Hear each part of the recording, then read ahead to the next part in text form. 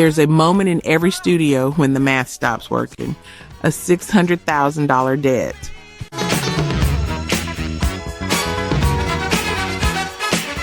Ten failed singles across a decade. You know, the industry has already decided who you are, and it's not who you want to be.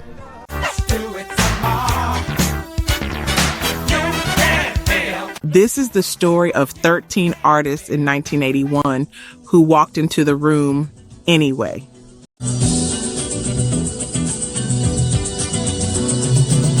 They were tired, they were broke, and they were out of second chances.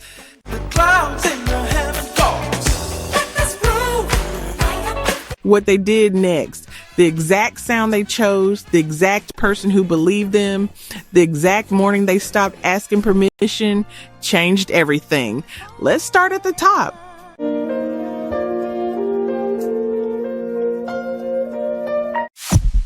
Number 13 brings us to Maurice White and Let's Groove by Earth, Wind & Fire in 1981.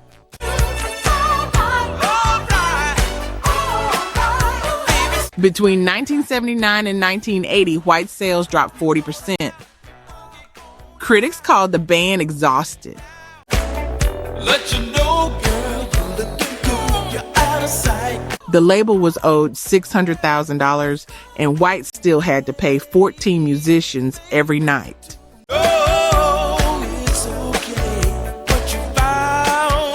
On January 14, 1981, at ARC Studios, White made a choice that terrified him.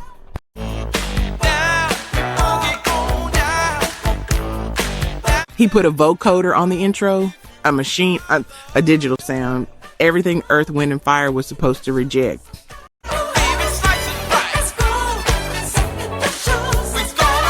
He was gambling that a synth pop bridge could save a funk band. It worked.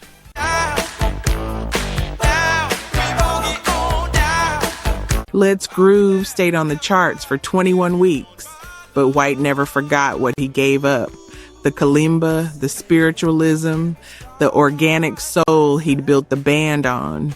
He survived by becoming someone else. At position 12, Steve Arrington faced a different wall. Slave had cycled through 10 different members between 1977 and 1980.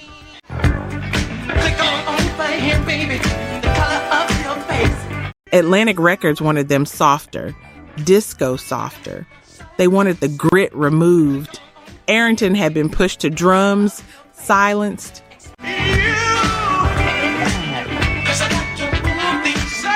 In 1981 at Atlantic Studios, he reclaimed the lead mic for Snapshot.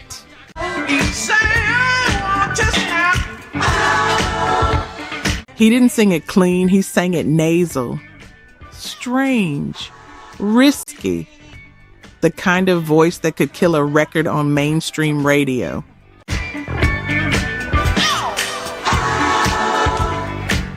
He was protecting something, the street sound, the Ohio funk, the thing that made Slave real.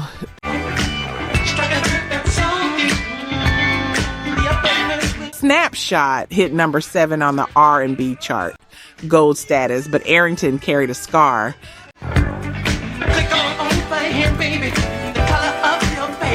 Years later, he left music for the Ministry.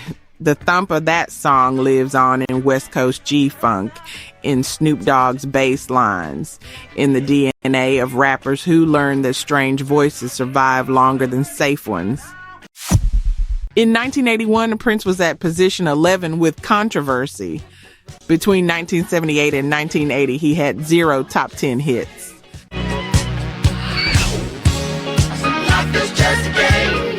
$500,000 in debt to Warner Brothers. A Rolling Stones crowd of 94,000 threw chicken bones and bottles at him.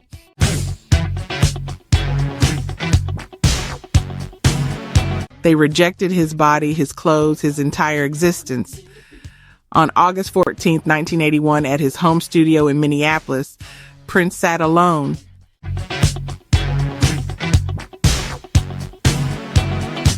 A Lin LM, one drum machine, a Telecaster. He recorded Controversy by himself. The song was an interrogation.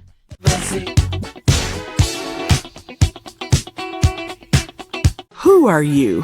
What are you? He was asking the industry to accept him as he actually was, not as a product.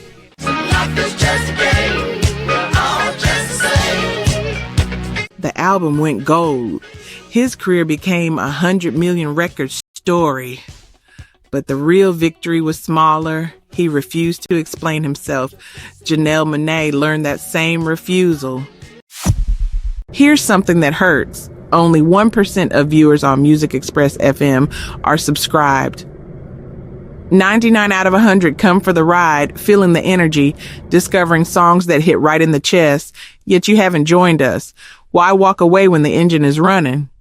Subscribing costs absolutely nothing, but it guarantees you'll always catch the next great track before anyone else. This isn't just a playlist, it's a movement. Don't listen from the sidelines. Be the 1% that fuels the music. Hit subscribe and stay on board. Position 10 belonged to Morris Day and the Time. Between 1975 and 1980, they were invisible in North Minneapolis.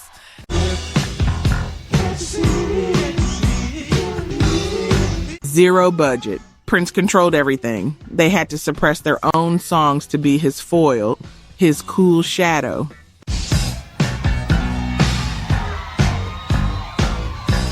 In April 1981, Prince booked them at Sunset Sound, 9 minutes and 6 seconds of synth-heavy arrangement.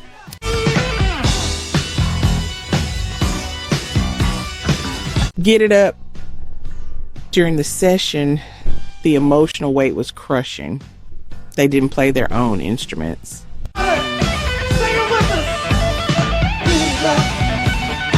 It was Prince's studio construct, Prince's sound, Prince's escape route for them out of poverty.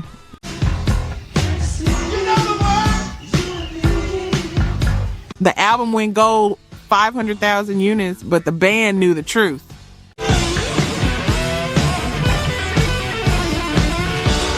They were a fiction. That scar, the memory of being studio ghosts, fueled their live independence for decades. On stage, they became real. At number 9, Larry Blackmon led Cameo through a different kind of wall.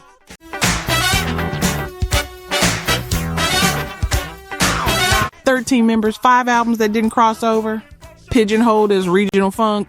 They toured in a single bus to save money."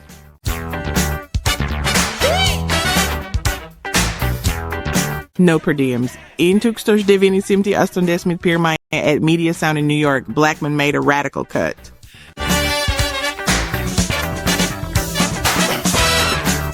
Freaky Dancin was lean, aggressive, street funk. He risked alienating his horn section to strip everything down to rhythm.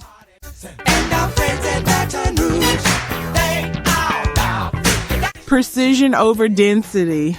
The song hit number 1 on the R&B chart and stayed there for 10 weeks.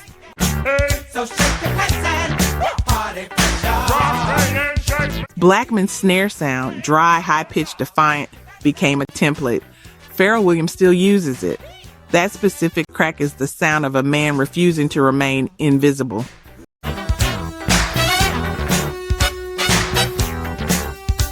"12 gold and platinum records followed. The industry that ignored him came begging. In 1981, Rick James claimed position 8 with "Give It To Me, Baby."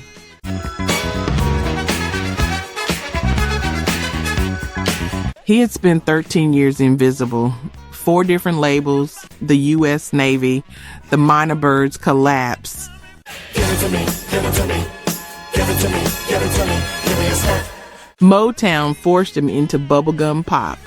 His punk-funk identity was buried. In January 1981 at Sausalito's record plant, James gambled everything on machines he'd never used before.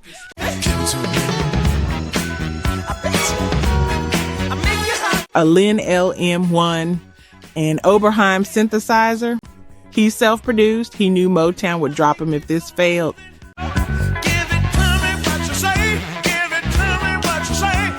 The album went 3 times platinum, 5 weeks at number 1 on the R&B chart. Give it to me. Give me that stuff, that funk, that sweet, that funky stuff. King of Punk Funk. The victory was sharp because the poverty was real.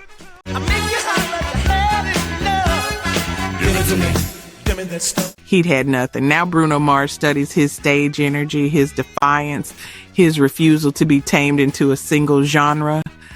James proved that hunger never leaves your body. Position 7 belonged to Aretha Franklin. Between 1975 and 1979, 6 albums flopped on Atlantic Records.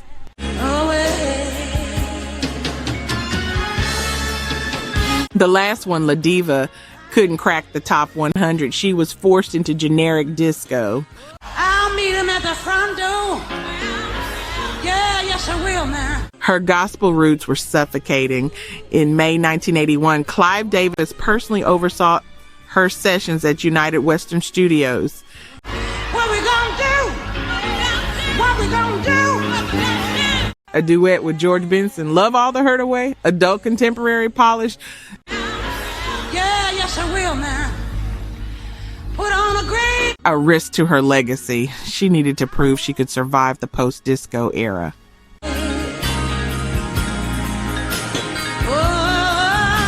The album hit the top 10 on the R&B chart.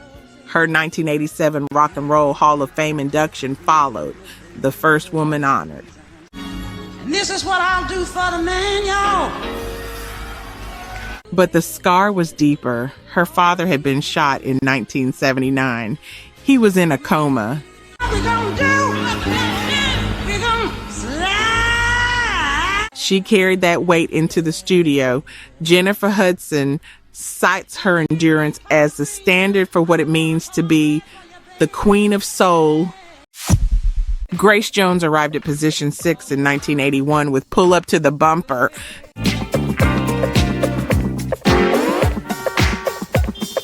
Between 1977 and 1979, she released 3 disco albums that didn't chart.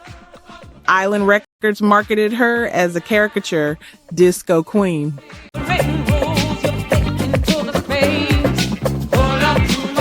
The debt mounted. 4 on the floor arrangement suffocated her. On April 6, 1980, at Compass Point Studios, Chris Blackwell took a radical risk.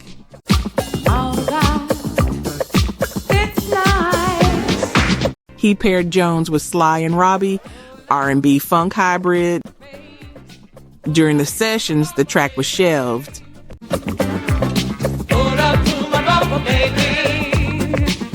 Too urban, too strange. The experiment nearly died, but the track reached number 2 on the dance club play chart.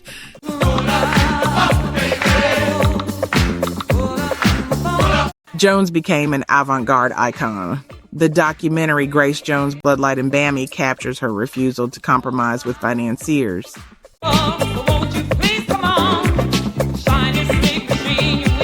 That fierce independence echoes in Janelle Monáe. Jones proved that the industry's rejection was actually her permission slip. At position 5, Luther Vandross faced a different kind of invisibility. Between 1974 and 1980, every major label rejected him.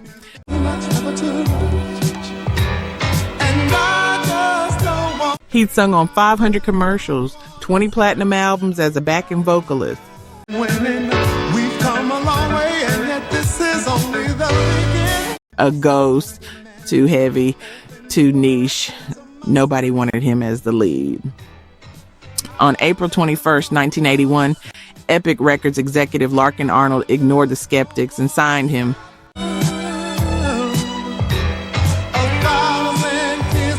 Vandross self-produced Never Too Much at Media Sound. He controlled every vocal arrangement, no crossover pressure. That's when you opened up your heart and you told me to come. No compromise. The album went 2 times platinum, but the real metric was smaller.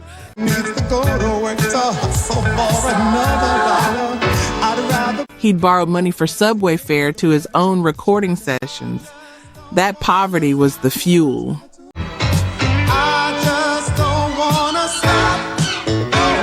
Frank Ocean learned that same self-reliance, the understanding that independence starts when you stop waiting for permission.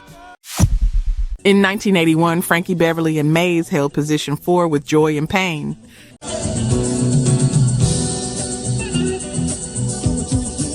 Beverly had spent 12 years fronting the Butlers and Raw Soul, 10 failed singles across multiple labels.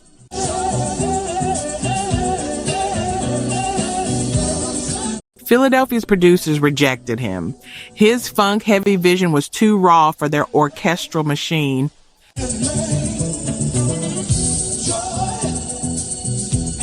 In 1976, Marvin Gaye saw Raw Soul play a small San Francisco club.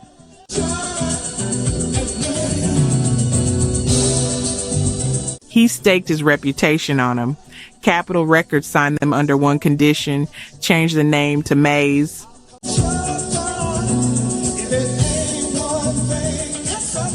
In 1981, at a live recording in New Orleans, Beverly risked everything on a 7-minute rendition of Joy and Pain.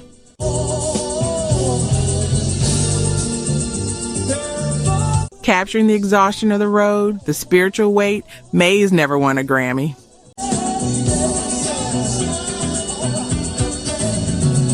Never had a top 40 pop hit, but 9 consecutive gold albums. That defiance against gatekeepers became a badge.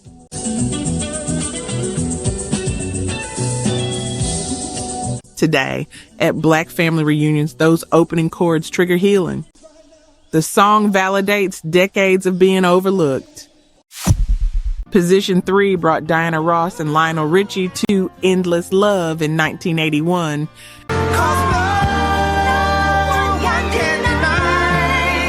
Ross had endured 20 years under Motown's machine. Berry Gordy controlled everything since she was 15.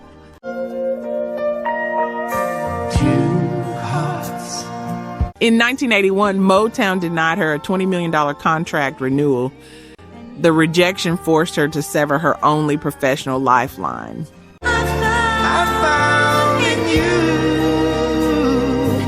On May 7, 1981, at 3 a.m. in Reno, Nevada, Ross and Richie recorded the vocal track in a single session.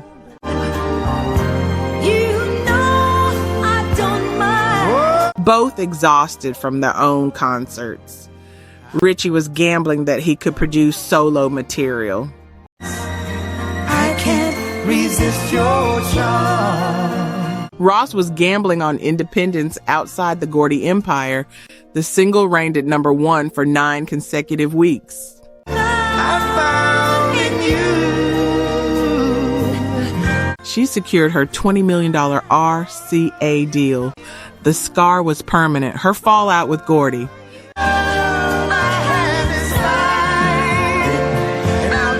But that wound transformed the track into a template. Every modern event ballad, every Mariah Carey power duet traces back to that 3 a.m. session. At position 2, Frankie Smith faced a 5-year drought between 1974 and 1979.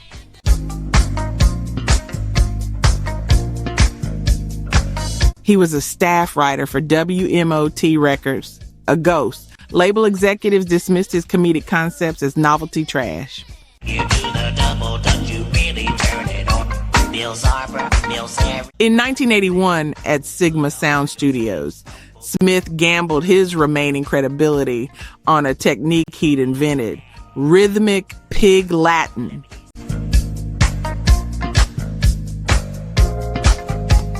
A Philadelphia childhood memory turned into a vocal method.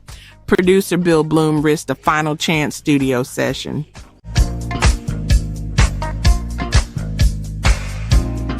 $15,000? One shot? Double Dutch Bus achieved gold status, over 1 million copies sold.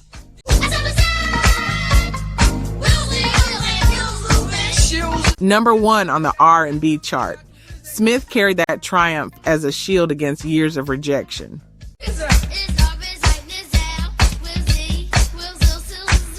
The legacy lives on. His rhythmic is-speak echoes through Snoop Dogg's Lodi Dodi and modern hip-hop vernacular.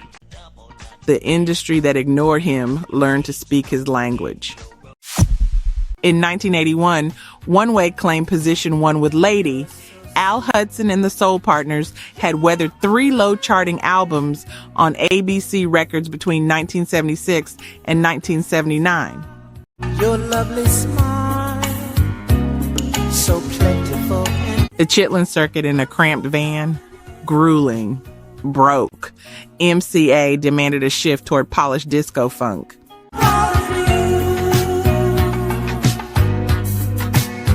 Identity overhaul. Survival. In 1981, during the Fancy Dancer sessions, Kevin McCord bet his reputation on a stripped-back groove.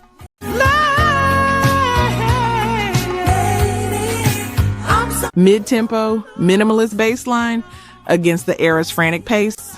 Lady became the band's first top 5 R&B hit.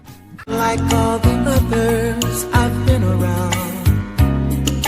After 5 years of precarious label instability, the song transformed them into global funk staples.